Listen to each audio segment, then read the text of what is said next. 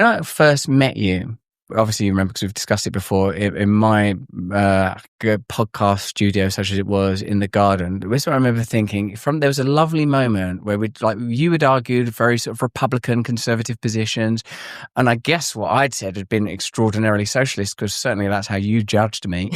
But I felt like I was trying to speak about spirituality, but from a somewhat New Age perspective. But then there's this really beautiful moment where you went, and what do you think about migration, Russell? Oh, we should just let everybody in. And you skipped around the room. You sort of like did this bit. You did a sort of a prance. And my thought is, felt, is like, she's so beautiful. Aww. That I don't actually, that it made me feel that everything that gets discussed on a political level is superficial and empty, because it's spirit that actually matters. And even then, I wasn't Christian yet. You weren't Christian yet. And I was already married, of course, so I confined my perspectives of your beauty to an appropriate strata. But what affected me was, actually, in spite of all this stuff we've been talking about, how we disagree with stuff, on a spiritual level, I really like this person. I love this person. I find this person attractive. And so that was very early on and very unexamined. I knew who you were from media, of course. And since then, you've been involved in so many extraordinary cultural spikes. The sort of Kanye bit, the Brigitte Macron, which is obviously ongoing, Charlie Kirk, God rest his eternal soul, and the assassination. And because of the density and speed of these things, it's clear that no matter what the outside subject is that you're focusing on, you're a person now that's going to be participating in this. Now, I say from this perspective, I've been famous a while now, And when I got famous, I got normal famous, as in famous in the UK, then famous for movies, famous celebrity wedding with Katy Perry, normal celebrity and normal fame. And then I've gone through these weird movements of fame, Candace, that sort of were not possible because the technology wasn't possible. I basically, Arthur bombed, so you can hang around Hollywood and do parts in other movies. But because of the thing that always drove me, the stand-up comedian in me, the spirit in me, the Lord in me, that thing just kept going. It's looking. It gets expressed negatively through addiction. It gets expressed positively through creativity and service and all the things that we know are like our Lord. But when the thing happened to me, the YouTube thing, when my YouTube, when I see the numbers that you're doing on YouTube, and I don't really look elsewhere, so I don't obviously Rumble, obviously, but well done, well done. I'm a fucking pro, ain't I? I still got the old chops. I know that where you are is you're at the middle of it. You're at the middle. You're in the middle at the moment, but things are different. Right. And this is what I'm trying to understand. This is not a question. This is me trying to understand so that what we talk about is real and not some version of bullshit. What I've noticed, right, you're in the middle of it. I've had it happen to me a few times. I was in the middle of it. When the rape allegations and all of that, when that happens, I was in the middle. And we were talking about it on the way here. I imploded. It was like, oh my God, this is too heavy. And what was happening then was the stuff with Herbie was happening as well. Like my son was having heart surgery, and it was and actually, I think, as I've told you, the fact that something so real in my family was happening simultaneous to what I took to be and believed to be a kind of coordinated takedown of rape allegations and attack, even though I was overwhelmed and terrified by the allegations, because what was happening with my son, it kept me focused on something real. Now, I'm not in the middle anymore, and I don't know what will happen there, because everything is changing so fast.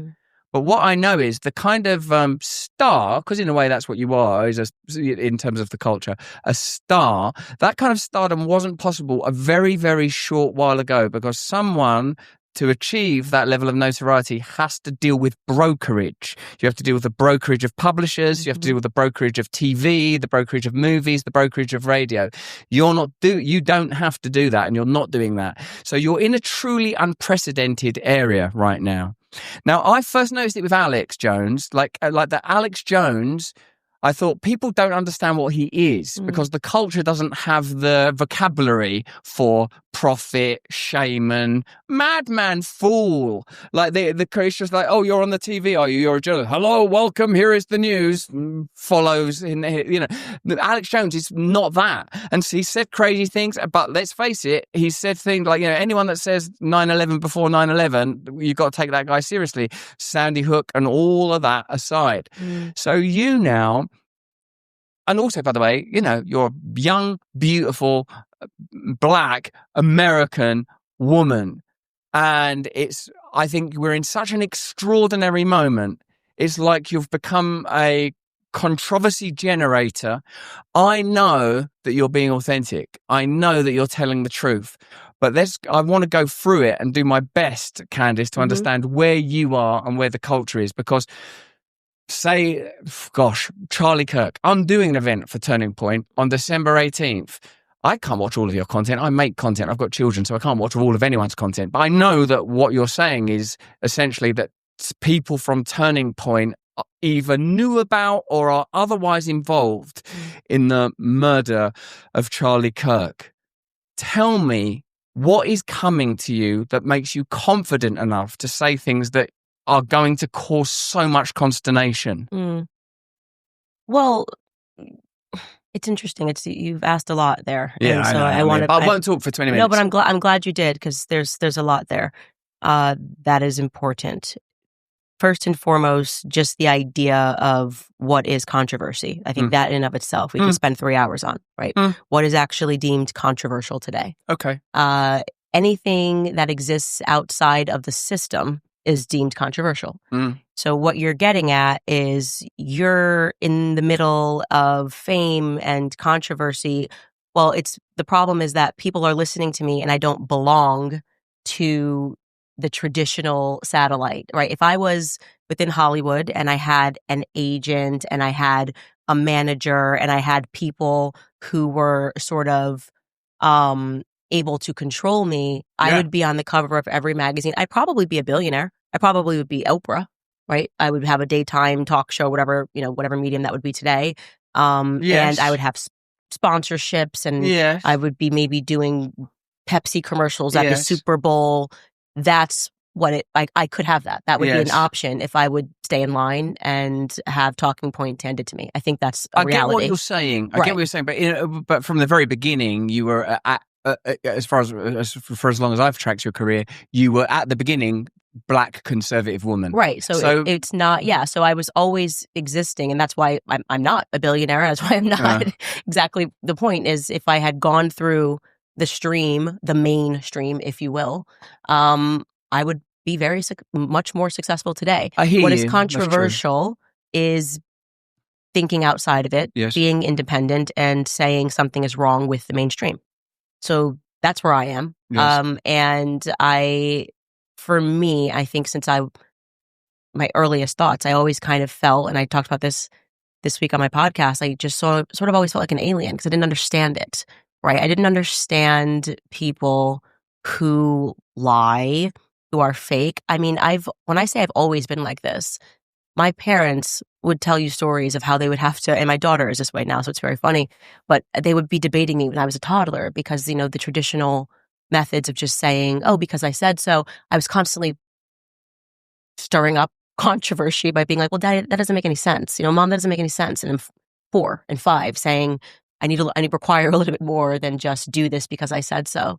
So it's who I am, right? I have been this, and I say probably the person that I'm most like is my grandfather. My granddad was stubborn and stubborn in the right ways, stubborn in his values, his faith, his family, and believed that deals should be done on a handshake. You should be able to look someone in the eye. I don't need a 300-page complicated contract. If I say I'm going to be here on Monday, I'll be here on Monday.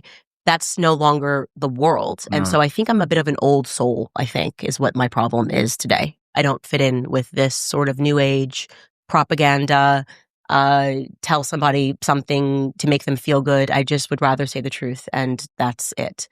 It must be 2025 because I can say this. Ivermectin is good for you.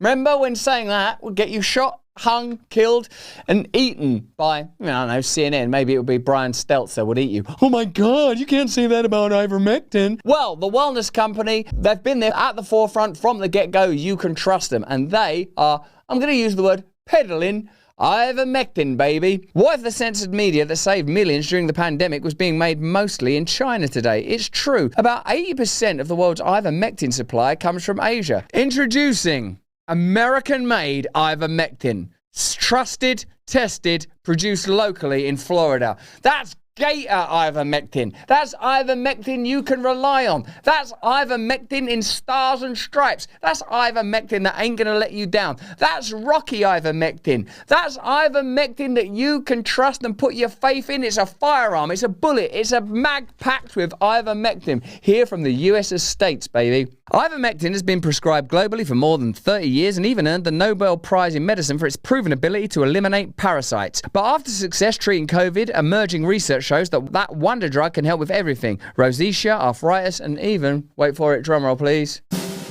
cancer, king of illnesses. Most pharmacies charge $5 a tablet for 12 milligrams or less, but the wellness company is offering higher 18 milligram doses for just $3.50 per tablet. You'll get a 6-month supply of 84 tablets at an unbeatable price. Get your US-made ivermectin today. So go to twc.health/brand. Use the code brand, then they'll know that you bought it because of our ad, and then they're like, whoa, let's buy more ads off them guys. They're good guys. Be good for us. Ka-ching, ka-ching. And then we'll buy ivermectin from the Chinese, and we'll undercut them. Okay, so you get 10% off also. If you save $30 and you get free shipping if you use our thing, okay? So go to twc.health/brand. God bless you, and God bless America, and God bless American ivermectin, not that filthy, unreliable Chinese ivermectin. Now, in terms of how this applies to the Charlie Kirk thing, so much of this is spiritual. So much of this is, I think, God and where I was in my life and the relationship that I had with Charlie. And me being one of the people that helped to build Turning Point. I mean, the Kanye thing happened when me and Charlie were building Turning Point. It was a tiny little organization that people didn't know much about. You were integrally involved in the formation, because I know that your husband, because we were hanging out when you met your husband, as we always clock when we chat, and that was TPUK, and that was TPUK. So you are, because I sometimes think this is my point, just to declare Charlie my own. was there, by the way. He wasn't at your house, but Charlie, that whole thing was, I left Charlie, came to your house, got back with Charlie. Oh, he was on that trip. Yeah, and then we went to George.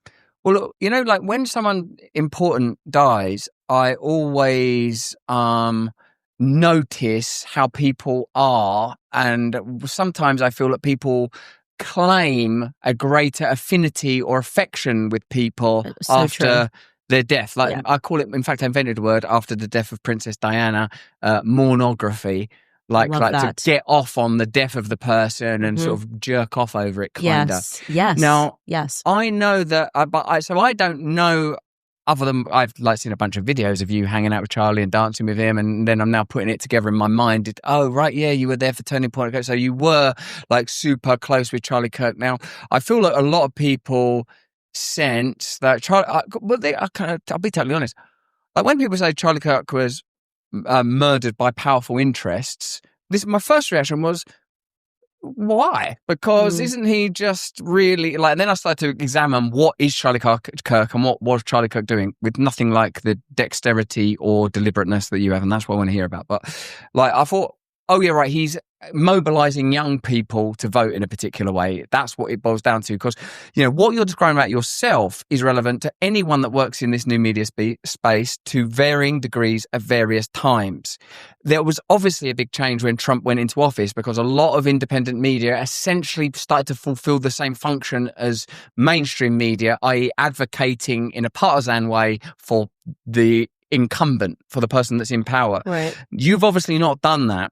Now, but my simple reaction was, I don't know who would want Charlie Kirk dead. What difference is it going to? Who benefits from Charlie Kirk being killed? Who benefits?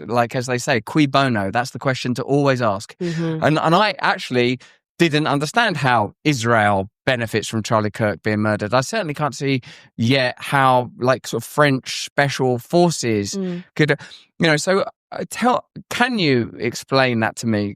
Because I don't understand who benefits from, but I also know that whenever I've seen it my whole life, a lone gunman killed RFK, Martin Luther King, Malcolm X. I know that's a lie, so I'm open.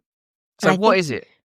So, look, I can tell you that from the moment that Charlie got shot, and I can't explain it, and maybe it's because Charlie would tell me all the time that he was going to die young, and I showed those messages, and I just knew that this was big. I knew it was big. I didn't have the players. I certainly didn't suspect Turning Point USA would be, as I believe, involved in a cover-up, and we can talk about what the motives are of that. They could be financial motives. That they're, it doesn't necessarily mean they were involved in plotting to kill him.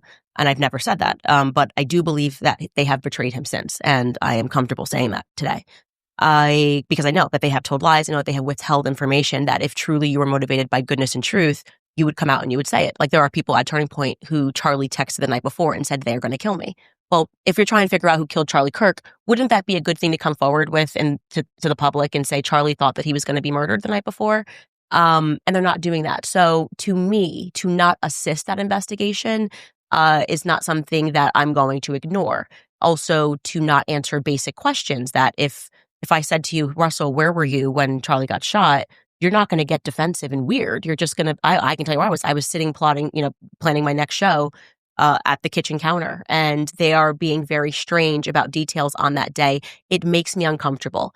If someone, the easier task, if the internet thinks that, Mikey McCoy, who was the person who, instantly picked up the phone and walked away when Charlie got shot, who was the chief of staff, if people find that behavior to be suspicious, and I do find it to be not what I would do if a shot went off. Obviously everybody else ran or ducked, and he instantly picked up a phone. I would just show my call log and I would be like, guys, this is crazy. Like I called my mom and and so it's the absence of answering and the blaming and the yelling that feels off to people. And I think that's fair. I think spiritually, people are sensing their intuition is coming online and saying, this just doesn't feel right. Again, we can assign different motives. There are donors that were pressuring Charlie. Those donors are still there. They could be saying, we want you to never tell us to make it so that he is his memory, rather. They're fighting over his memory, his legacy. Yeah. That he was Judeo-Christian. I'm not comfortable when the spokesperson of Turning Point USA comes out and essentially tries to paint a picture like I'm lying when I very lightly in reminiscing about me and Charlie mentioned that, our last conversations, just like I would say this if you, God forbid, died tomorrow. Don't use that as an example. Yeah, but I would say I was pushing Russell to become Catholic because that's true, right? It would be very strange if your spokesperson came out and said, that's absolutely not true. He was not praying the rosary. She never had this discussion. That's what Turning Point USA did. There was a discussion between Andrew Kova and Alex Clark because I don't know why, but the Judeo-Christian syndicate of influencers seized on this one sentence I said it never was meant to be antagonistic. It was just an honest, we were talking about Catholicism, and they all started making videos saying it's absolutely not true. Charlie never flirted with it. They knew, Turning Point knew that Charlie was going to mass, sometimes daily. They knew he was praying the rosary. They knew that Erica took a priest to pray over his body when he died. So you have to ask the question, why lie? And I think that just any lie at all makes me feel uncomfortable because lies are not necessary unless you're covering something up. No matter what the lie is, why do we lie? To cover something up. So that's a fair assessment that they're engaged in some sort of a cover up, whether it's about his legacy, where he was at spiritually. And then you have to ask deeper questions. Why? Now, what I would say, that I get your point about why lie. I get your point. But undoubtedly, when that event took place, if you think about it, right, I don't know if you have these kind of conversations. I talk to people all the time that what you call in the normal world, that watch the BBC, that read the Sunday Times, like people that are back in England. And those people back in England suddenly had to deal with the way they're now having to deal with you. They had to deal with Charlie Kirk. They're like, what is this Charlie Kirk? I'd never really heard of him before. Why is this so important? And clearly it was some sort of event that unlocked or created or generated, or perhaps it's deeper even than that, and even the power preceded it. But there was... If someone had told me the day before Charlie Kirk had died, Charlie Kirk's going to die, what do you think the reaction would be? I would think it will be quite sort of marginal and focused among people that are into conservatism and young conservatives and Republican supporters. I didn't I wouldn't have said it's going to become a global phenomenon and JD Vance will be there getting the coffin back and it's going to be like, I just would never have imagined it would have that degree of impact. And the fact is that it has done. It's been an epochal shift. And I sort of thought, well, where do you go back for a precedent of like, what's the last thing in the culture that's sort of a bit like this that's happened? And I feel like, well, it is the assassinations of the 60s. Yeah, and that's sort of weird. And because we now know that we know for a fact that whatever we were told about the murder of Robert Kennedy or John Kennedy or Martin Luther King or Malcolm X, that's not what it was. It was evidence of ulterior power moving. Now, when it comes specifically to Turning Point, I can sort of just, Candace, to tell you the truth, sort of intuit that everyone wants ownership of this legacy. There's so much power in the legacy that everyone's like, well, actually, we think it should go this way. And as a Christian, I would say this is a sort of an indicator of something that's broader and stronger, is I can't collapse my love of Jesus Christ into, so vote Republican. Right. That doesn't, that's, my, like what I'm learning as I grow deeper in love with him, it makes it less and less clear to me that I should be doing anything except serving him, that my opinions are always potentially wrong. I'm potentially always might be in sin or in the flesh. Now, I believe I'm saved. I've surrendered to him. But what I'm saying is that the culture is not going to deliver solutions. And I would, before me personally, but I've not seen what you've seen, I recognize that. I wouldn't, before I ascribed malign motives, specifically, I suppose, to the people around Turning Point, I would consider, right, they're probably in grief. They're probably worried about the future of the movement. Anything that becomes big, as soon as you become big, you're going to, like any of us, oh, do you take this advertising money? Do you take this relationship with this platform? Do we even, it's gotten to the point, don't you think, where people even, do we interview one another? Is it okay for me to go and talk to this person or that person because that person doesn't like that person anymore? And I can't get on that podcast. And, it all changes it. So it's volatile is what I'm saying. And I think that the volatility, like Breitbart's famous thing, he says that, politics is downstream of culture. Well, of course, culture is downstream of technology. And the Canadian, very famous philosopher Marshall McLuhan said famously, the medium is the message, meaning that, 30, 40 years ago, whatever it was, the medium was television or print media. It was centralized. It was central control. Now what's the medium? It's Candace Owens. It's Charlie Kirk, God rest his soul. It's Alex Jones. And all these people, they're not behaving because they don't have to. Because I knew the last incarnation of celebrities. I've been around, as you have. Obviously, there's no one more famous than Kanye, but he's a pretty unique case in so many ways. A lot of them are nuts, aren't they? I knew Diddy. I made a movie with Diddy. I could tell that guy was kind of off key, but a lot of people that are successful business people that are having a bunch of sex, that have got a bunch of power, are unusual. But what they're not doing is going, I wonder what Israel's involvement is in American politics. Right. I wonder if there are demonic. Alex Jones, to his credit, from the get-go, was, along with people like David Icke, we think there are demonic forces that are manipulating human systems. And obviously, the other place you're going to find that is the Bible. The Bible says evil has conquered human institutions like the media, like the government, like the judiciary. So you are in an unbelievable and unique but incredibly dangerous position. And I'm here in your home and I've seen your beautiful son, one of them. And, I've had this question before, and I don't think I've been as close to the sun as you are now. Are you not afraid in a earthly, motherly way for the potential consequences of what you're saying, given particularly that we're talking about, you've said publicly that Bridget and, that other guy that hangs around with her, the other one with a penis, Emmanuel. Yeah. So that's no Christ within there.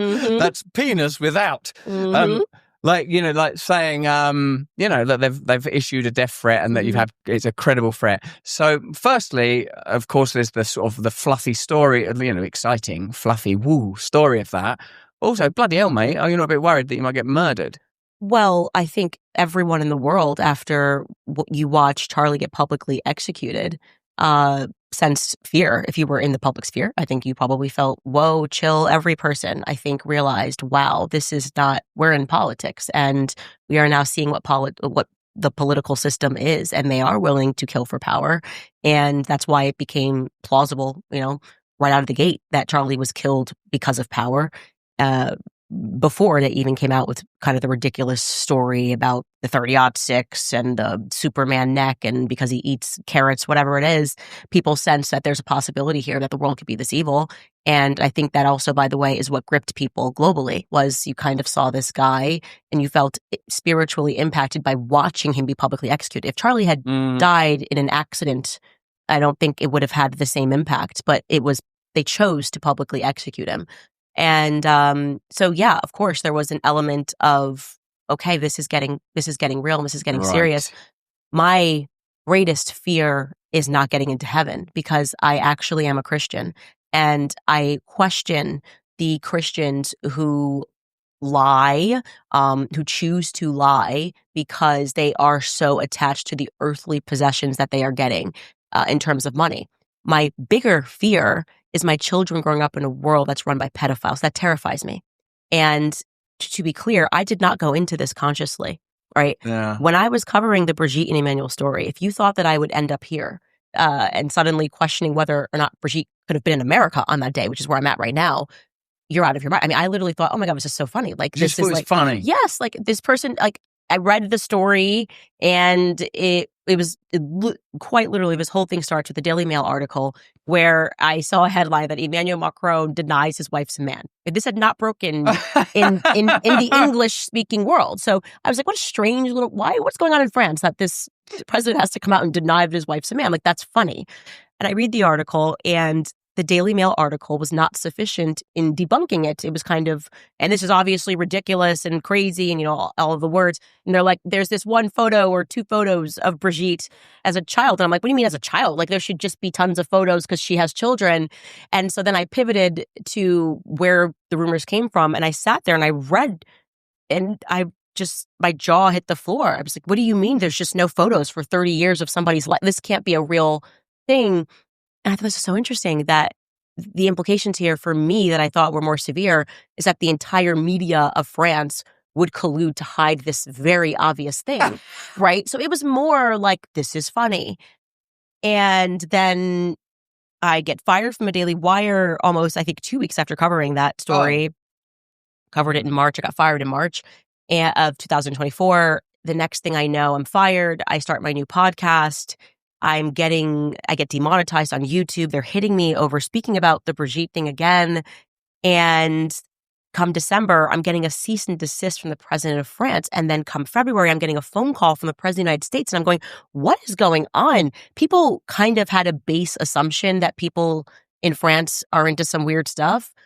Nobody had an assumption that this could cause an international crisis.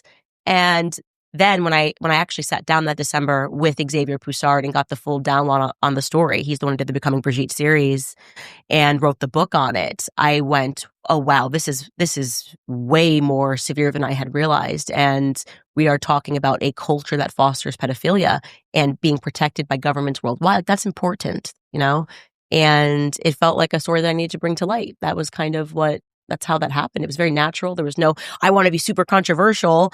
I just think it's important that we're not ruled by pedophiles, actually. Hold on. Let's think about that for a second. Have you considered this from the humble pedophile's perspective? Candace, what I like about both these examples is that you're saying that it began with intrigue. And I think that's what this kind of media permits, like the intrigue or curiosity or inquiry. Like you said, you were when you were a little girl. People go, you go to your room because I said so. And you're like, well, hang on a minute. What's your authority based on? Yeah. And I'm like, where's it coming from? How do I get rid of it? Can I vote you out? Who makes you my mum and dad? Asking questions. You are asking questions. So you're just asking questions. Now, fun enough, obviously, in light of you talking about it, because of your impact and influence, everyone's talking about it and wondering about it and curious about it. And, I'm English and all, so I've got some French friends, not many because of the many wars between Britain and France and the great animosity that exists between our two countries and perhaps always will. But my mate Jerome, like we were talking about you and everything you were saying, he goes like, in France, everyone, like not everyone, I guess France probably has a sort of a culture of people that are red pilled or whatever that would be, red croissant, and like they all know. They're like, we all talk about that. We all know. And then he's like, oh, no, come and look at these photos and stuff. And like, obviously the same source material, I guess, as you're using. And like saying, oh my God, yeah, that kid there in the glasses, that's her. That's, Obviously. And like, where's that? So. But think about the fact that despite this, everybody knows. So what actually are we elites doing by deciding to bring about a lawsuit? Like, you're basically going to say, how dare you know? We'll bankrupt you for knowing. Like, that is the attitude that this is beyond arbitrary authority. It's telling somebody not to believe your own eyes. Okay, fine. You figured us out. You rumbled us. This is a man. And what we're going to do now is we're going to show people the consequence for standing up to arbitrary authority, and we're going to bankrupt you. Like, that can't be allowed, actually. And we're going to do this never before international lawsuit from a sitting president to teach you slaves that you better get in line. That's how it feels to me. Yeah. That's how it feels. I think you're right. Why didn't they just come out and say, you know what, Emmanuel's kinky and it's none of your business? Yeah, or ignore it. Ignore it. Ignore it completely. Yeah. It's very interesting. It's very interesting indeed. Now, there are a few questions, obviously, like how does that relate to power? And obviously, you've alluded to, it's interesting that pedophilia keeps coming up. And you know me well enough to know by now that I will, of course, be continually relating your plight and your challenges to my own. I hope that's not just wanton narcissism and solipsism, but like there was a point where I was making content a lot about COVID and the pandemic and not trusting the government narrative or the global narrative, the interests of big pharma. And like when I was first getting into doing stuff on YouTube, I suppose the reason I identify with what you're saying about both Macron and Charlie, God rest his soul, is that I was just talking about things like, oh, that's weird. Why are you telling us all to get in our homes? What do you mean there was a planned, they did a version of this, Event 201, a couple of years before. What do you mean? No, surely what Bobby Kennedy's written in this book about Anthony Fauci can't be true. Oh, gain of function is, oh my God, they did fund research at DARPA. Oh no, Pfizer are repressing the files. The problem is, I believe, that because of the technology, this technology could be used to create total centralized control. It would be plausible to have a form of explicit or implicit one world government where people were social credit scored and under maximal control possible, where AI and robot technology could handle labor. You'd need a minimal serf class, and the last thing you want are awakened people talking about God and supreme authority that transcends all material rational authority. And Lord alone knows whether or not, as it says in Scripture, there are dark motivations for this. So the continual recourse and return to ideas like pedophilia, I don't know why I said it in that way, pedophilia, I've changed my accent for you probably, pedophilia and like sort of Satanism and dark, weird rituals. Like, doesn't it seem, do you ever wonder, mate, like how like things that are in the Bible and then things that Alex Jones and David Icke are the two examples I always use because they were people that were talking about power and talking about centralized power and talking about global imperialism and talking about occultism for a long, long while. These people have been talking about it for a long, long while. Do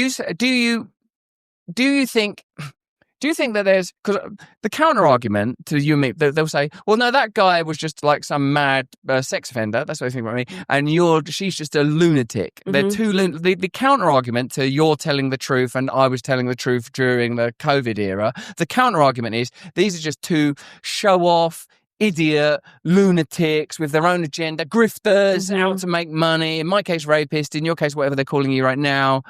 So, yeah, but what is clearly happening is there's a moment when Joe Rogan's power was too big for them to crush. They tried to crush Joe Rogan, they couldn't. But in the subsequent period, Joe Rogan's content has seemed different, it seems to me.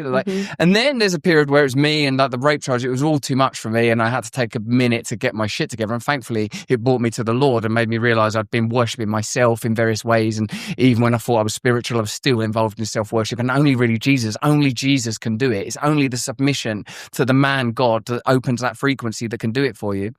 So when you're saying things like, were Israel or French forces involved in the murder of Charlie Kirk, and that, Brigitte Macron is a man, and that's connected to these nefarious ulterior forces that are ultimately in power. It's clear that these things relate to power, because if you've got the power to have Jeffrey Epstein killed in jail, make it look like a suicide and have it so that people sort of just forget about it, or do a global pandemic and lie at the beginning and then have people just forget about it, or maybe, have Charlie Kirk murdered and just forget about it.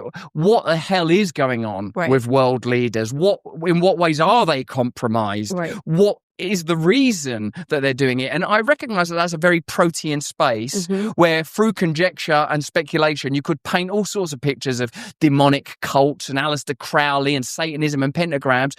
And some people just say it's money and resources and power. So I guess in the end, something that Whitney Webb, who I'm sure you agree is a pretty bloody good journalist, would say is, where is the corroboration? What are we seeing that's indefatigable? What are we seeing in the case of, were Israel involved in the assassination of Charlie Kirk? Is there some connection to Israel? Do you think the nationhood of Israel is fundamental in even issues as seemingly diffuse and only really connected through you, and you being the person that's reported on them, as Brigitte Macron's true identity and Charlie Kirk's murder? Do you think these things are connected? Yes, I think it's all connected. And I think in many ways we already live in this sort of one world government system. Maybe it's two world. But in terms of the West, I don't think there's any difference in the governments. And that's kind of the point that we're making. And maybe why the Charlie Kirk case is so crucial, because it's showing us that, wait, what is the divide here between America and Israel and France, right? I just told people that somebody in the French government alerted me to an assassination attempt.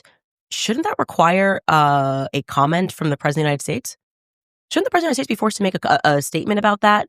He received that information.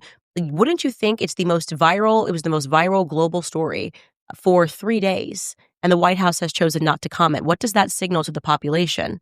That it's okay for France to be involved in assassination attempts? That they're, at least if he thought that I was completely making it up and I gave him the evidence and it was made up, he would be required to come out and say, we are looking at that situation and that there's nothing here. There's no evidence of that.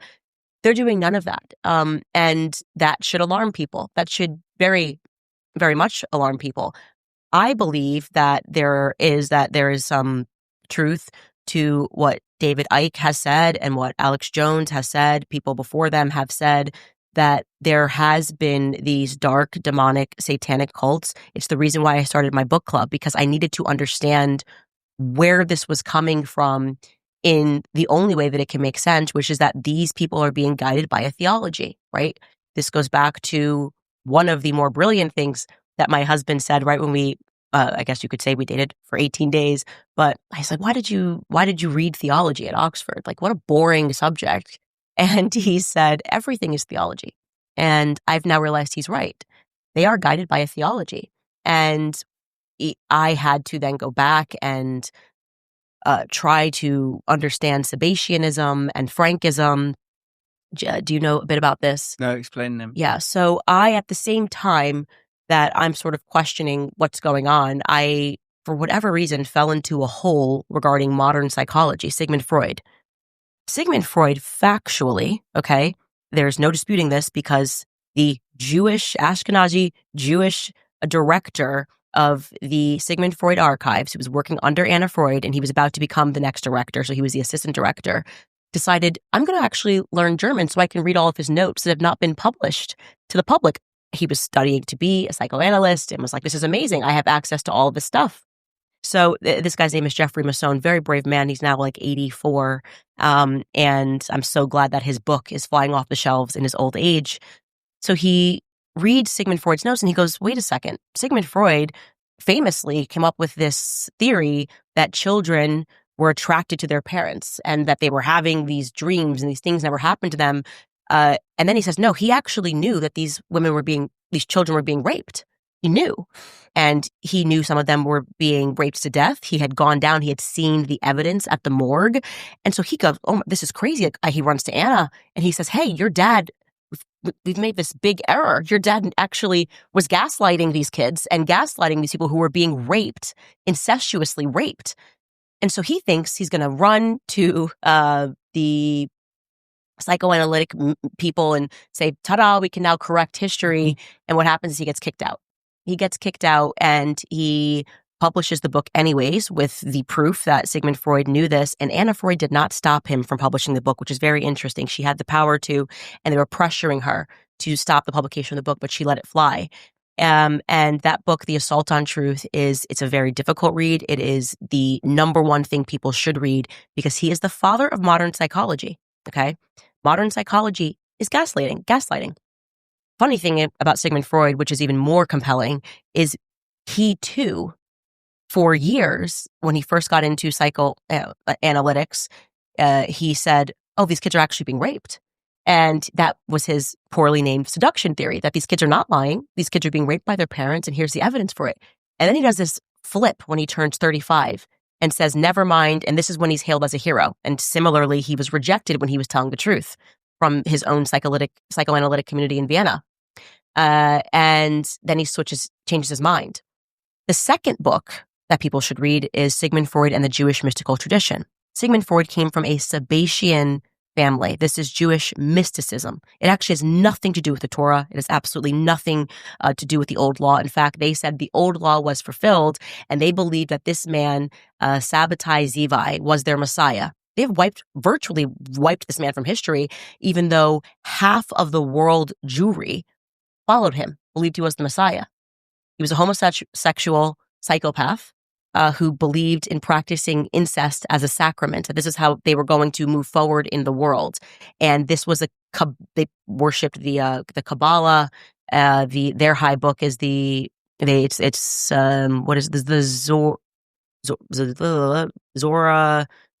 Zohar. Thank you. It was like the Zohar.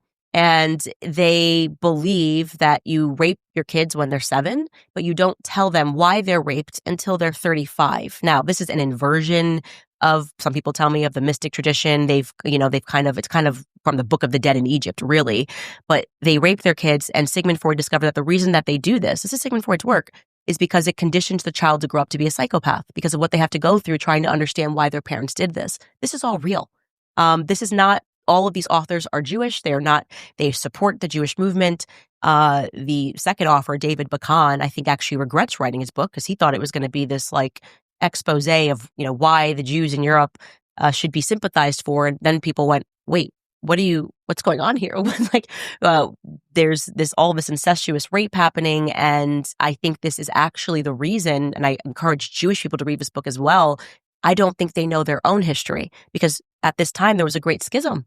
There were actual Jews who were following the Torah to the letter of the law, who were getting kicked out of countries because of these Sabbatian Frankists who were actually raping kids. And there's nothing new under the sun, right? So their instinct is to go, why am I being kicked out of a country? What did I do, right? I had nothing to do with this. These are anti-Semitic tropes. And yet these people were funded by the richest people in the world. Jacob Frank was given a castle in Germany, in Offenbach, Germany. He was made a baron. By the way, part of what they believe in is apostasy. They mass convert into other faiths, right? And they did. The Frankists mass converted to save themselves from the Jews, the actual Torah Jews who kicked them out, into the Catholic faith, right? This could be where all of the scandals in the Catholic faith came from. There was a lie, and this is really important to share, that when you start talking about Sabbatianism and Frankism, that this was an old fringe movement. This is absolutely untrue. You can read Israeli historian Gershom Scholem's work. Not only is it not true, the very first Jewish Supreme Court justice in America was a Frankist. He kept a picture of Eva Frank on his Supreme Court desk. That's Louis Brandeis, okay? It's right in your face what's going on, okay? They have tremendous amount of power. They've always had power. And it is because what they believe in is evil is okay. They believe in the doctrine of evil, that you must lower yourselves and commit the most depraved acts of evil to prove that evil doesn't actually exist. And then you can ascend in society. That to me seems to be the guiding philosophy of people in Israel, I would say. Like this idea that this is a Sabbatian concept, that you can commit acts of evil to get ahead in society is when I see what's happening in Gaza. I'm like, how can you as a human be okay? I don't care about your religion. I don't care about your philosophy. It's like, how do you look at this and not understand this is evil? Well, you can speak to Christian Zionists, I think in America, they are trickling into the Sabbatian concept of, well, there's a bigger goodness that's going to happen if we allow this evil to take place. You need to understand where this ideology stems from. And that's what I'm committed to helping people to understand. You're identifying an ideology, or to use the perhaps correct term that you cited at the beginning of your answer, a theology of evil that exists concomitantly with the evolution of our kind. Now, I've only read the Bible once because I'm reading the Bible in 1 year and it's been over a year since I started. So I've read the whole Bible once. And obviously, as you go through the Old Testament, is continually a theme of how the chosen people are in precisely the kind of fraught and intermittent schism that you're describing. Good leaders and good prophets are called, good men and women are called into positions of power, and then evil in the form usually of false idolatry, Moloch and Baal and various other gods that appear, based on my limited understanding of a limited reading of scripture, to have at the forefront sacrifice of children. Sexual conduct seems to be at the very forefront of these transgressions. There's the sense that it's orgiastic cults that are involved in child sacrifice. It feels like that's what's going. It was an orgiastic cult, to be clear. That's exactly what it was. Their rituals consisted, and Jacob Frank did this, of violating sexual order, fathers sleeping with daughters, ecstasy. This is actually where Aleister Crowley stems from this. They believe in reincarnation. So every century, there's a new. It was Sabbatian in the 1700s. It was Jacob Frank who said, "I'm the reincarnated him." In the 1800s, it's Aleister Crowley. It just keeps coming back, and it's the same exact thing. It never changes until you understand the theology and that this is real. It's been happening. This is not a figment of your imagination, and it is, of course, satanic. They want to violate natural order. Natural order is God, right? So it is, but they admit it. There's nothing that they follow the philosophy of a doctrine of evil. Where it gets scary is that you have people who are well-meaning Jews who don't know that this is where it comes from. So even the Star of David, that was never a symbol for Judaism until Sabbatian Sebai, 1666, right? This is when he declared himself the Messiah in 1666. And that symbol is actually from Solomon. They believe that it has mystic powers. And prior to that, it was the Kiddush cup that represented Judaism. So if you go on Wikipedia, it'll tell you that it's Kabbalistic. So they're wearing the Star of David. The Jews that I went to school with, do I think that they're practicing orgies no, of course not. Of course not. The Reformed Jews are not doing that I went to school with. They don't know where that comes from in the same way that I don't know my history. We're born and raised. We're told these things. They're being told, you wear this because the Holocaust happened and, you should love this symbol. It's a symbol of who you are. And I am challenging them to learn more because it does go back to Baal worship. You're exactly correct when you say that. They don't know that no more than I knew things about Black history. You know what you're told. We have to all become more studious on the topic of theology, is what I think.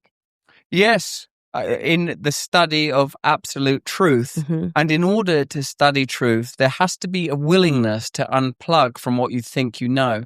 Now, I've long understood that there's a kind of correlative and parallel between awakening and a kind of insanity and even foolishness, because as one unsubscribes from the doctrine of a culture that will tell you these are the people that are good, these are the ideas that are good, these are the institutions you can trust, these are the institutions you can't trust, you are in a kind of very protean volatile wilderness space. And I think the culture is kind of emulating that right now. Indeed, the technology is facilitating mass communication at such pace that you could almost say that time itself is being affected. Imagine the communication miracles that we easily and even now participate in, Candace, and how that would compare to a time where people are creating papyrus and scribing on stones and stuff.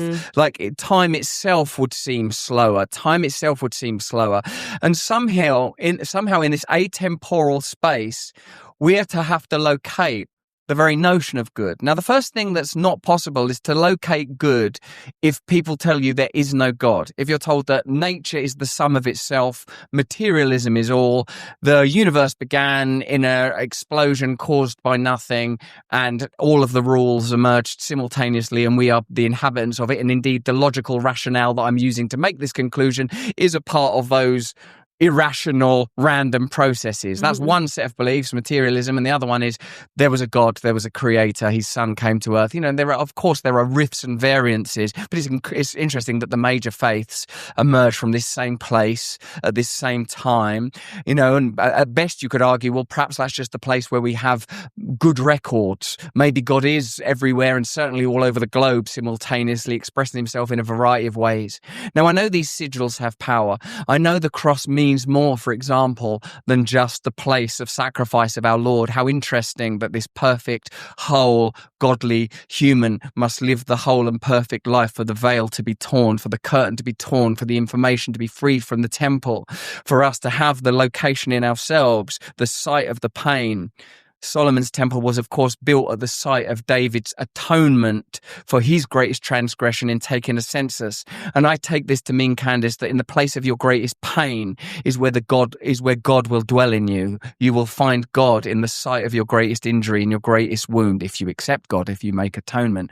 Some people reject God. So I'm very interested, of course, to hear that at the center of this power is not as they would one group would have you believe. And it's really rather beautifully summarized by that scene at the end of the movie Network, where the radical newscaster who goes off grid and off script and says, the system's mad, I'm not going to take it anymore, is eventually and just starts telling people the truth and becomes a cult. And he does this, fictionally, of course, but in the managed world where they can turn off the camera and turn off the light and switch you off.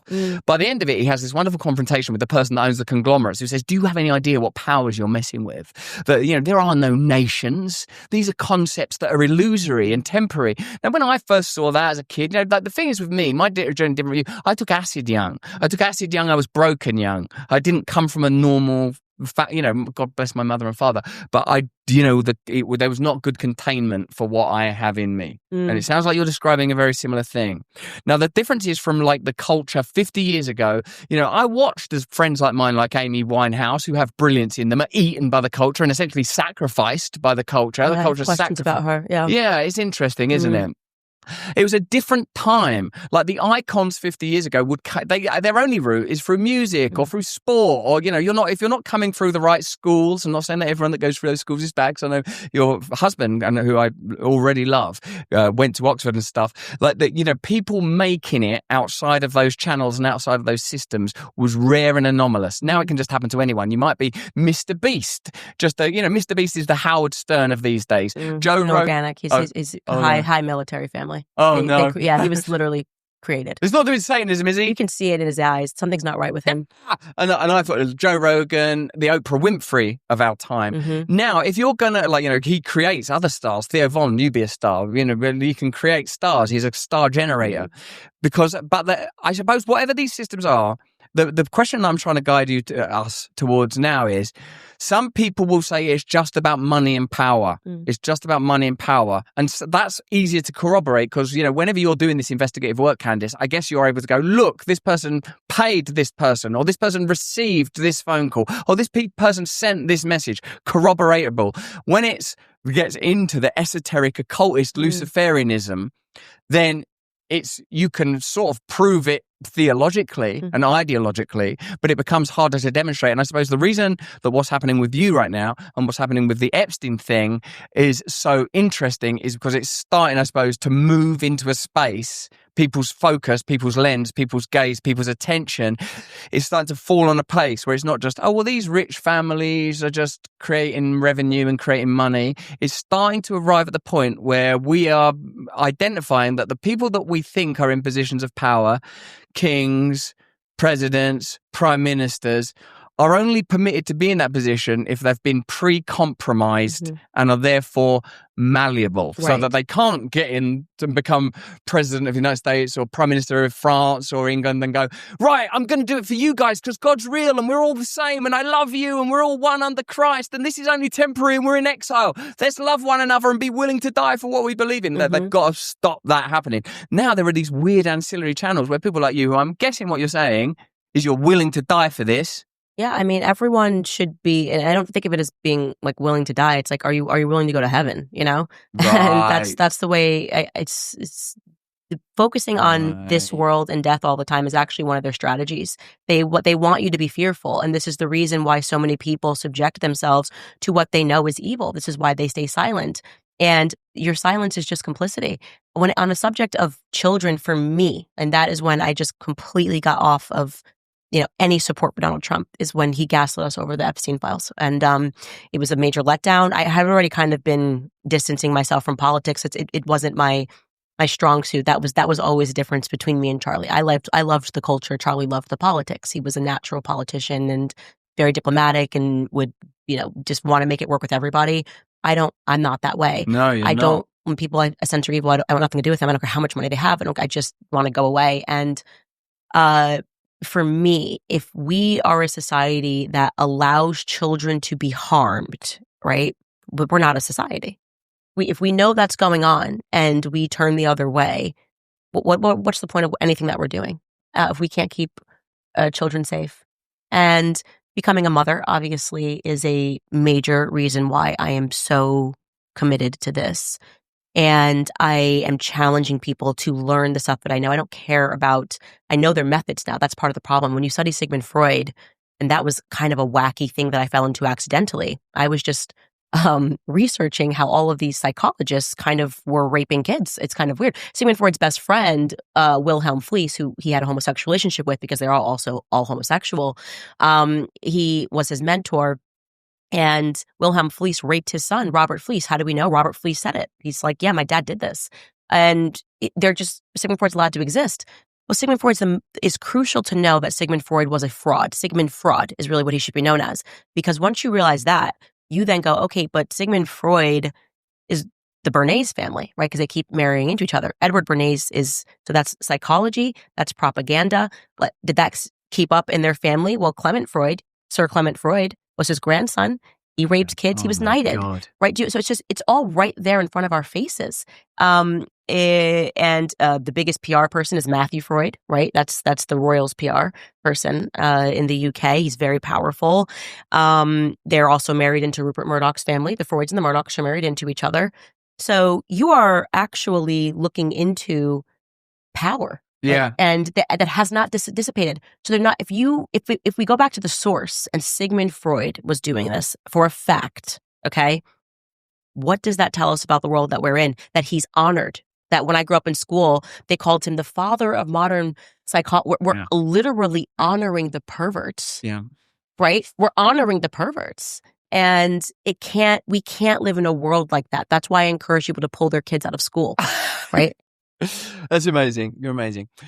Welcome to Stay Free with Russell Brand. Today on honouring the perverts. Yeah, the perverts that we'll be honouring include Sigmund Freud. Now, look, I've got a lot to say about that last bit because, right, firstly, I remember when I first got fascinated and fixated on Freud and psychiatry, because I had mental health problems when I was a kid and I was trying to work myself out. So I started reading, Freud for beginners, Freud for dummies, trying to understand it. And then I was like, oh, right, Freud's fundamental thrust was that all character emerges from sexuality, which is a way of saying we're thresholded in the animal and in the human. There is no divine. His great dispute with Jung, and I'm obviously praising and being reductive here, was that Jung said, no, there's something else.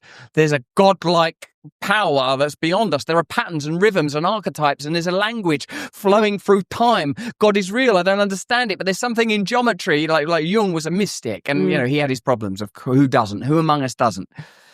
But what the psychiatry did is it placed authority for the analysis of the spirit in the hands of pseudo-science. Because, you can have therapy that's grounded in Christ. You can have discussions with, be a part of a women's group or a men's group or a young person's group and talk about these are the challenges of being a man. This is what it's like to be in society. This is what it's like to feel broken. You can have all that. But you extract God and say the highest power is sex. If the highest power is sex, then, well, let's go. Half the job's done. If there's no good, there's no evil, and sex is the highest power, you can see where that river might flow to. Now, what's really also, I guess, interesting is I know that what you're saying is right, and I know that it's grounded in research, in particular what you're saying about Freud and the correspondence and exchanges that you've cited in the 2 books. You've been really clear about that. Now, what's really interesting to me is and I wonder about this with your own relationship with and connection to England. Because say when I was like a Hollywood star type guy and married to Katie, I've obviously read loads of things. I'm like, oh, Katy Perry, she has a handler, she does this, she did that, she's like, and when I was married to her, it was just nothing interesting. Yeah, I mean, I don't want to be derogatory, but nothing occultist or weird happened. It was like, well, this is what that was. Oh man, I've married someone that I didn't know well enough because I'm an idiot and I wanted to think I could hold fame like a trophy in my arms, and she was so splendid and so famous, right? No one was like, right, Katie, we want you to have these demonic images in your videos or whatever, even though I've seen really sort of credible and interesting things where people say, look at that mechanical beast. I think she's called Gigi Young. She's a YouTuber who talks about sort of scriptural analysis and the demonic and all this, and it's pretty fascinating. But because I've been there and been with Katy Perry and known her and loved her, I just think, well, she was like a young Christian woman who got a break in show business, and as any ambitious person who goes down that channel would, pursued it.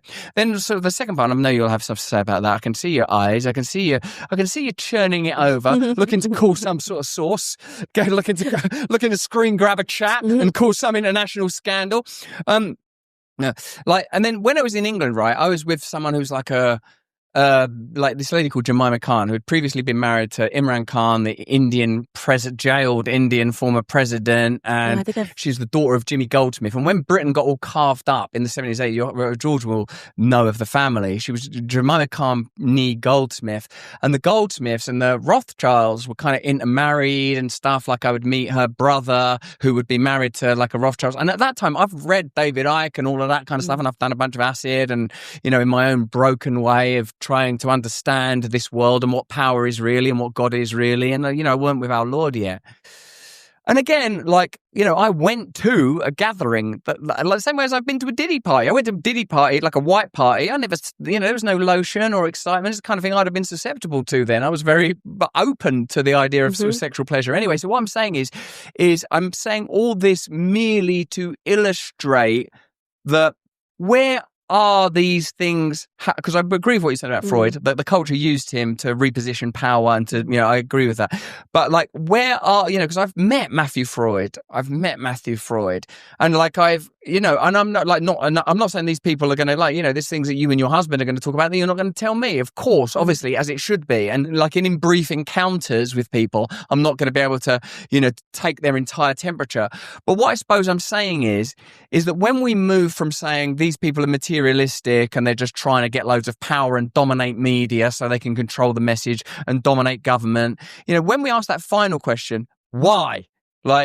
Then you're sort of you have to start imagining the robes and the blood and the pentagrams. And it starts to become I guess that's a point where, where people find it hard to cross. Yeah. And I think that's why you have to read the books. And that because that's where I was. It was okay, maybe this happened faster. Do I really think this is still going on? Well, it's kind of weird that they have so much power and they've been caught in all of these scandals. Like when I was yesterday going through the DuPont scandals where they were in trouble for raping their kids and this has all happened and killing people. It's not in trouble. They got tried and I don't remember which DuPont we were reading about yesterday, but he raped his 3-year-old daughter and then sexually assaulted his infant, right? This is people that are in power right now, alive and in Delaware, right?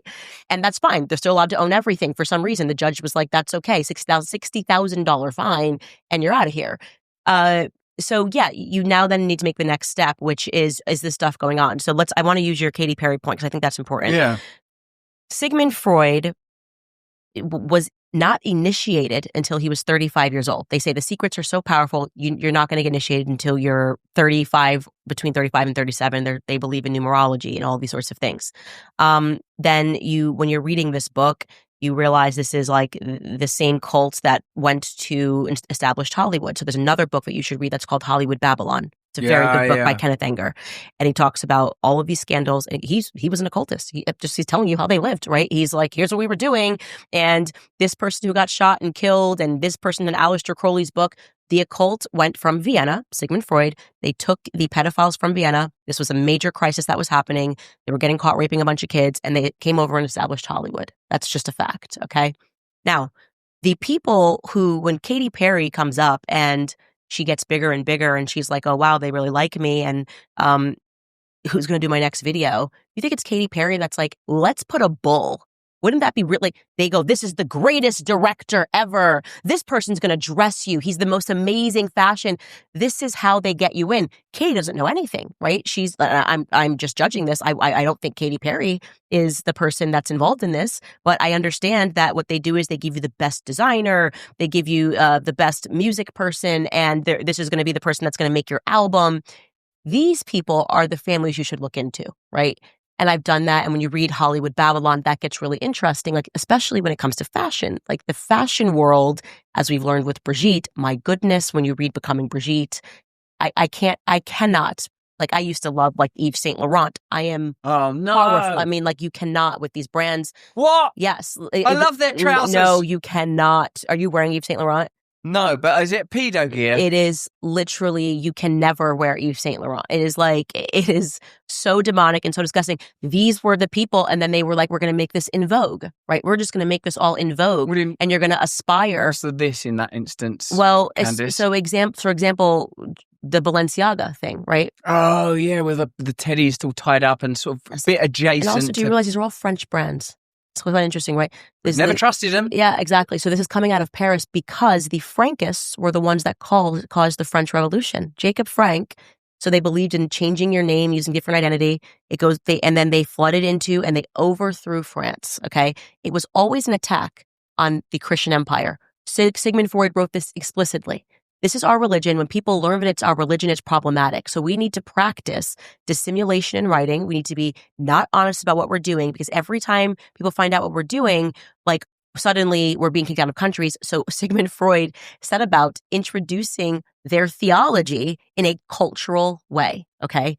This is the beginning of Hollywood. We are going, if you're following Hollywood, you are asleep and you have already been indoctrinated into a Sabbatian Frankist cult. The evidence for that is right there in books. Like there is no arguing about who Sigmund Freud was and what his intent was. He's like, we need to modernize, we need to update, we need to make it cool. And then all of these cultural movements were born, and this is like, this is going to be cool and fashion and Vogue and young people, and we're going to be super skinny, and we're going to make people care about products and designers and labels. And we have been following pedophiles, gay pedophiles. It's a gaytriarchy. Nice. But I don't think you've been monography yet, but gaytriarchy is good. That's I got that from Milo Yiannopoulos, actually. I did. He said that when he was speaking. Oh, no, actually, it was Mark. It was not Milo. It was you. Well done, Mark. It was Mark. Mark said it. He's like, I was like, we don't live in a patriarch. We live in a gaytriarchy. You're inventing good new slurs. Yes, but it is. It is. It's good. Listen, I had quite a lot came to me there, dear beloved Candace. One was like there's one of the sort of filmmakers and thinkers that really influenced me when I'm an autodidact. So I'm like educating myself, as you have to qualify for that title.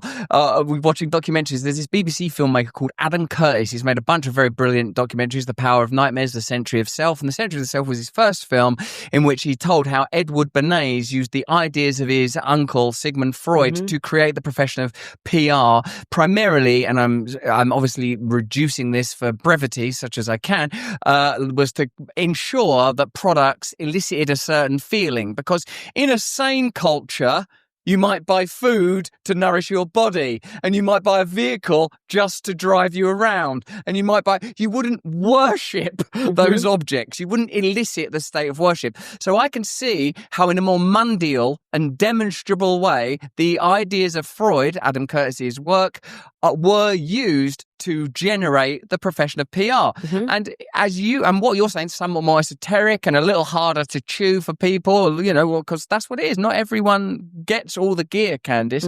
Is that, wow, they've been introducing ideas to the culture, making it normal to sexualize children. But, what about those sort of other roots of pedophilia, which are supposed to be associated with paganism? For example, e.g., when Columbus and his crew arrived in these lands, like some of the ceremonies with the native people, very casual encounters of, just sexual, I don't know if they were of age girls or post-pubescent. I guess one might quarrel and query that age is a numerical register and the real marker is sexual maturation and consent of the individual. One might argue those are the real markers. But there are other instances where paedophilia seems to sort of coalesce and become acculturated other than this.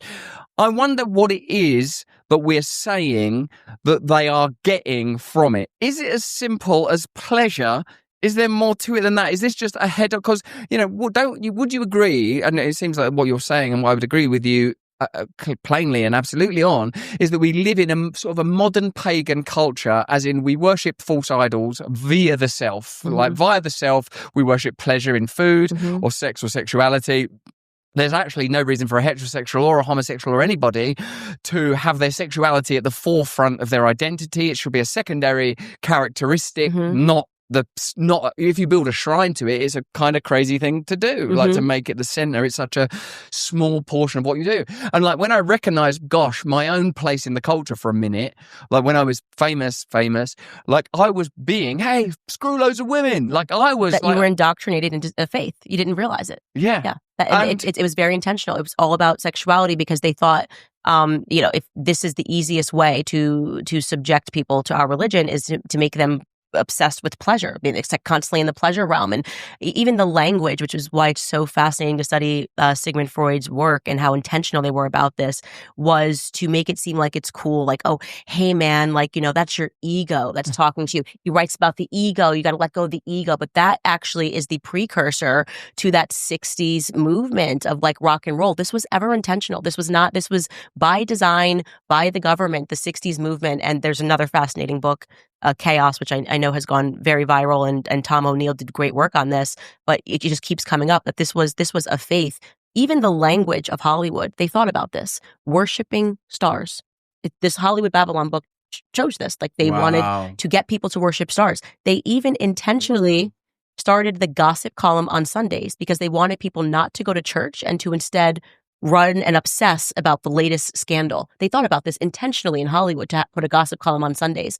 Beyond that, when they first opened movie theaters for people to come worship stars, they called them cathedrals, right? This was an intentional way to supplant the Catholic Church. And Sigmund Freud hated the Catholic Church. He's very clear about that in his writing. They hate Christians, and they had felt that they were, and that's what was going on in Europe. There was this war to break up the Christian empire because, and I think one day, Isabel of Spain will be sainted, they were calling out what they were doing. Sigmund Freud says it explicitly. When the Catholic Church finds out what we're doing, it's problematic, so we need to not present it as a religion. And it's right, it's so close. I think we're talking about, 1895, and none of us knew this. We're not learning this in school at all. And it's so important, I think, for people to go back and learn about what happened at the turn of the century and why they demand war. When people start to wake up and go, what's going on? Christians were suddenly writing to each other. And there's this guy who was publishing, we need to talk about this. It was called the Talmud Jew. It was after another Christian got killed, and they said it was ritualistic. And by the way, the Frankists admitted that there was ritualistic killings of kids. So we're talking again, Jews versus Jews, so you don't have to read anti-Semitism into it. But I think it's rather too late. Yeah, exactly. But this happened. This schism happened, and they were like, "Yes, we're killing Christian kids," and they admitted this. And Catholic Church, protect us and baptize us all and give us noble titles, and we'll tell you about all the Christian kids that we killed. And that's what happened. They turned Jacob Frank into a noble. But it's important to recognize that. If it was that easy for them to just wipe history, and nobody knows this, right? Not only to wipe history, but then to assert that Sigmund Freud was a hero, then you can understand what's happening today. They can't even tell us the truth about what happened 5 minutes ago. Do you think that they're telling us truth about the reasons for Of course war? not. No, it was, Of course not. what happened was all of these revolutions were not natural. They were planned all across Europe. They failed. The failed revolutions of, I would say, what was it, 1880, 1845. And then they all came to America. Oh, Right? mate. These people who assassinated the Tsar in 1880 then came to America, and they were like, pogroms. You mean like you killed the Tsar and people don't want you living with them? Like, I mean, I think that's pretty, you assassinated a Christian king. But they are obsessed with publications. They are obsessed with publishing because they can rewrite history. That is why you cannot trust the mainstream media, because that is one of their tools, is we're going to rewrite history. Not even history. They're rewriting present. They are rewriting present. I say something and they completely lie about what I've said. And they're like, Candace said this. And I'm like, okay, well, I definitely don't believe you about anything in terms of World War I, World War II, what happened in Syria yesterday, what's happening in Syria tomorrow. Because if you can't even tell the basic truth about what we are observing with our own eyes today, about what's happening in Gaza, why should I believe you about anything else? You know? And that's what's happening today when you kind of refer to how power is transferring away from the mainstream, is that people know truth when they hear it. Because I believe, and this is not, I'm not trying to assert myself as someone that you should believe in, but I'm saying I have always felt that truth carries a more powerful frequency. That's why they require our silence. And the lie, and Ian Carroll said this, a lie has to be repeated over and over and over again because it's a weaker frequency. That they keep saying Candace is an anti-Semite, Candace is a self-hating Black person, Russell is a rapist. They have to say it over and over again. Because then when someone comes in with the truth, and they just have to say that once, and people go, that sounds right. I know that is, it's easy. It hits differently when someone's telling you the truth. And no matter how many times I tell you Candace is crazy, when I say on my podcast, this Turning Point event came together too fast. Okay. I've been on the road with Charlie for longer than 4 years.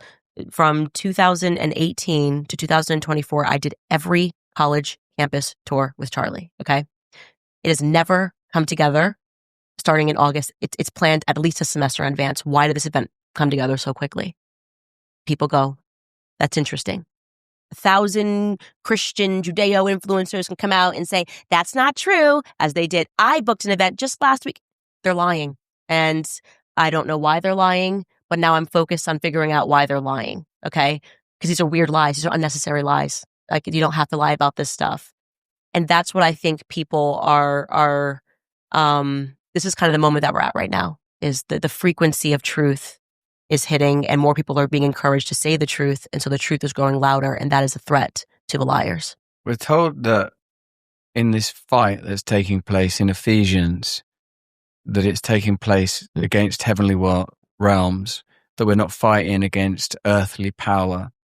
Principalities, dark places. And that we must put on the armor, therefore, and first is the belt of truth. Mm-hmm. That has to be foundational and to protect the survival of the middle, the core, through the belt of truth. Then the breastplate of righteousness can only be granted to us by God and by grace. None of us can earn that righteousness. And the shield of faith, because of the flaming arrows of the devil, the good news on our feet, motivated only by telling the truth of Christ, that he came for us, that he loves us, that he loves you, that he loves me, that he loves our children, that he loves our those that have transgressed against us, that we must be in a state of forgiveness, that we have to be coming from forgiveness, otherwise we'll fall. Then we have the sword of the word, and then that helmet of salvation to make sure that our minds aren't busy and crazy and in the neurotic and neurological chaos, the electromagnetic field up there. Oh, Candace, the other day someone told me about this experiment where they take group A, group B. They're both in cages. Both cages are subject to an electric current. Group A dogs have access to a lever, so they can stop the current at any time. Group B dogs do not have access to a lever. Over time, they learn to just lay down and tolerate the frequency of electricity and live in it.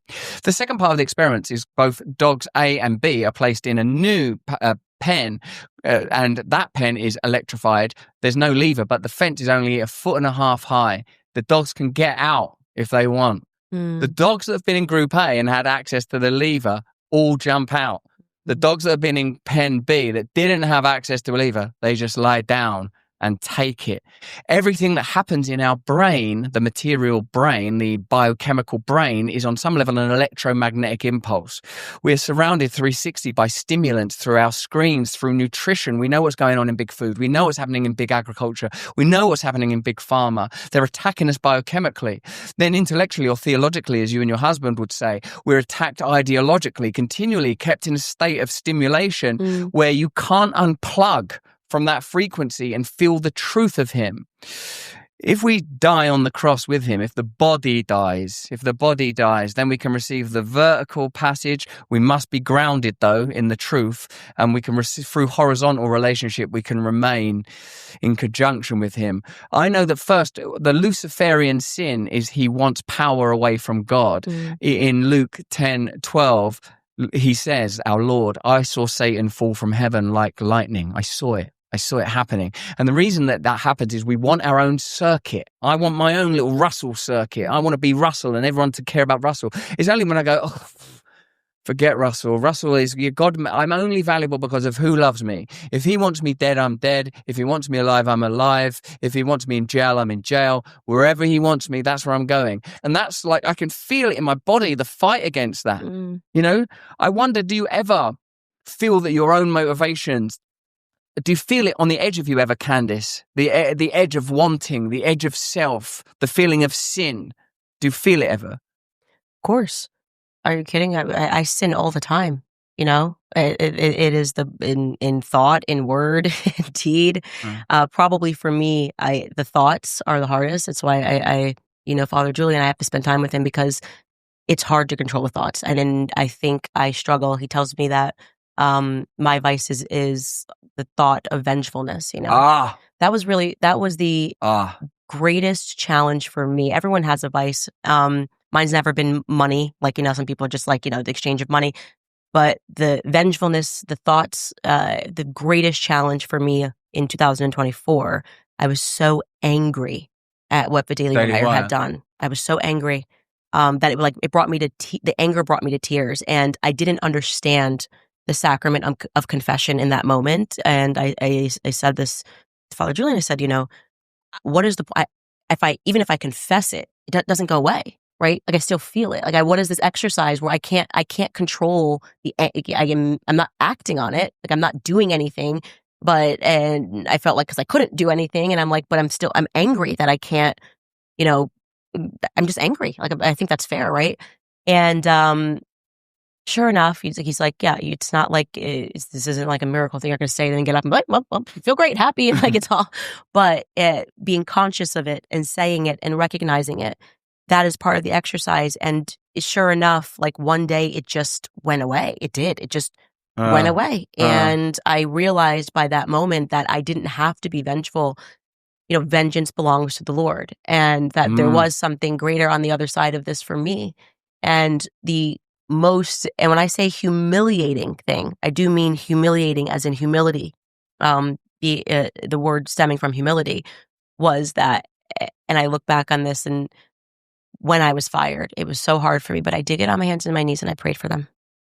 I prayed, and I did it every mass. I prayed for Ben. I prayed for Jeremy. I prayed for Andrew Clavin, and it was humiliating for me to do that. And I practice that. I think you have to pray for your enemies, and it sounds hard, and it is hard. I want to be very clear. It is hard. It is especially hard if you are me, because I think that I have been, and maybe this is my own arrogance speaking, but I think that I have been a good person to people. There was no one that can say Candace wasn't a good worker. She wasn't an honest worker. I play fair. You know, I feel that I play fair. I play very fair. I'm never trying to be tricky. You'll never hear a story of, you know, Candace didn't like Russell, and Russell was going to go on Matt Walsh's podcast, and she called Matt and said, I don't do that. Like I'm like, you know what? If I have an issue, like I had an issue when I had Nick on my podcast, and I call Tucker and say, don't have Nick. Great. Like, you know, I believe in the free markets genuinely. Like, and if I have an experience with somebody, doesn't mean it's going to be the same as somebody else's experience. And so I felt like it was so unfair, like that I found myself in that circumstance. But it's because I'm only human. And I remind people that you are only human. You know nothing because you are only human. God, as I like to describe it, as I see it here, he is the ultimate mathematician. And so where he is putting subtractions in your life, these feel like subtractions. Why are you taking? Maybe he's giving you an addition, subtract, divide, whatever it is. It's because there is some beautiful summation at the end that you just are not equipped to understand and see. And that's kind of my perspective on life. Thank you, Candace. You're so welcome. Thank you for having me. Oh, it's so lovely. Thanks for doing this. Thank you. Forgiveness is where we've ended, isn't it? Like we must feel it. We must feel great forgiveness so that we can be the recipients of the light, the coming light, coming light. We must be forgiving. I find that difficult too. I hold on. I have to let go. You're only human. We're only human. Yeah. We're just here to be human, to be loving and worship our God. First worship him with no expectation. Not like, if I worship him, I'll get to heaven. Just worship and love, and that's that. Mm-hmm. Thanks, mate. All right, so I suppose we've been talking, I reckon, for an hour and 15 minutes or whatever. Should we stop talking in this context and format? I mean, we did everything. We talked about it's not an easy thing to trawl through with you, is it? Like, let me do this if I want. Like, hello, if you're going to watch this show, then like I did talk about Charlie Kirk and the assassination. I did talk about Brigitte Macron and what she's got and what she's not got and all of that. I did talk about Israel's potential role. We did talk about deep occultism. We did. I forgot to say, everyone's got to come to Jesus. Everyone. Yeah. And to understand that when you say Christ is king, it's not a phrase. Like, to me, that means truth is king. Truth will triumph. Truth has already won, actually. Christ has already won. No. And that's what I commit myself to, is the truth. And it is not easy. And it's crazy that it's not easy. Like, I don't know, it feels like in a fair system, telling the truth would be easy. Yeah. And people would just come out and say, this is the truth and this is why. And you realize it's because our world has in large part been dominated by a lie. You know, Satan shall inherit the earth. And you see that all around, and that people are willing to compromise their soul. That's also not an expression. When people say that you are selling your soul, and I really want to say this, especially to the quote unquote Christian influencers, you are literally selling your soul. Like, it's not a fun expression. You're making a trade for earthly possessions, right? This time is nothing. It's a blip. There is eternity. You have an eternal soul, and you are making an exchange right now so that you can have a bigger house, maybe, that you can buy a Balenciaga perverted bag. I don't know what it is, but just know that it's real. It's all real. And you want to know, if you don't think it's real, start studying Sigmund Freud and see how committed they were to, once you understand true evil and how committed they were to making you godless, you will suddenly realize that there is a God. My kids, they play like Toca Boca. They can't play Minecraft. That's demonic. Can't play Roblox. That's demonic. Yep. Toca Boca. In there, they like, can we buy this house, Dad? It's like real money. Like, it's one night, and I have to go, what? Like, I have to give them $2, in a digital format of real money so they can acquire possessions in this world. And I think, yes. That's not the last layer of it. This is a layer of that. Mm-hmm. We are trading pixelated, illusory matter projected onto a field temporarily that we are the occupant of, and potential co-creators with him when we accept Christ, when we become a channel of his pieces. St. Francis says, by sanctifying ourselves, we sanctify society, by allowing the sanctification to come, by allowing the pain to come, by doing those prayers, for praying for people so that you change. So the part of you that's still wedded and glommed onto that can be released and free, because it's not real anyway. Only he is real. He is the ultimate reality. That which is practiced in time is by its nature entropy, falling apart even now. Only his eternal glory is worth worshipping and bowing down for. I wonder why they're so committed to it, Candace. I wonder what they're getting out of it. I wonder what these dark forces that are no doubt real are getting out of whatever they do. It's amazing to talk to you. Well done. Keep being brave. I pray for you. I pray for your family. You know that. Yeah, that's the most important thing that I could ask for, is that people continue to pray, but also to have faith. Don't be scared. Just your part. What you can do is to say the truth. Add to the frequency of truth. Add to the frequency of truth. That's good. Put that on a t-shirt. Mm-hmm. Get Rumble Premium to get additional content every single week, not just from me, but other Rumble creators. Click the link in the description.